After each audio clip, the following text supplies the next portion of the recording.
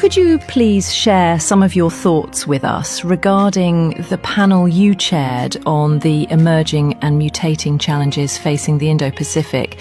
and how they relate to NATO?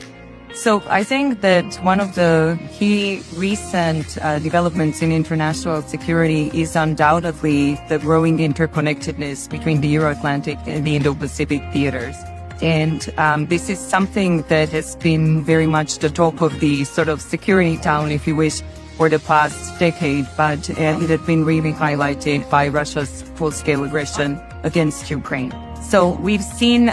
over the course of this conference that there has been a lot of talk about the various manifestations of European engagement with the Indo-Pacific,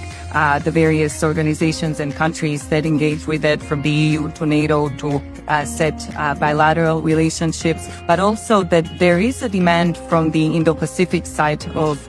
the equation, where a lot of the countries from the Indo-Pacific, especially the democracies that make the so-called Indo-Pacific Four of NATO partnership, so essentially Australia, New Zealand, Korea and Japan,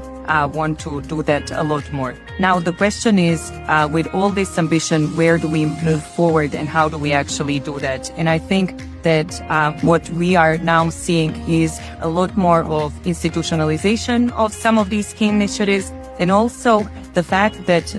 both of the sides of these two theaters recognize that they actually need to do it not necessarily with the sponsorship of the United States, as they did before under the Biden administration, but a lot more on their own right. And I think that this is a major story to keep following in the weeks, months and years ahead, given that the U.S. administration is not so keen necessarily on bridging the theaters. But again, what we've seen over the course of past 2 days in this conference, both sides, the Euro-Atlantic as well as the Indo-Pacific partners, are very much invested in this project.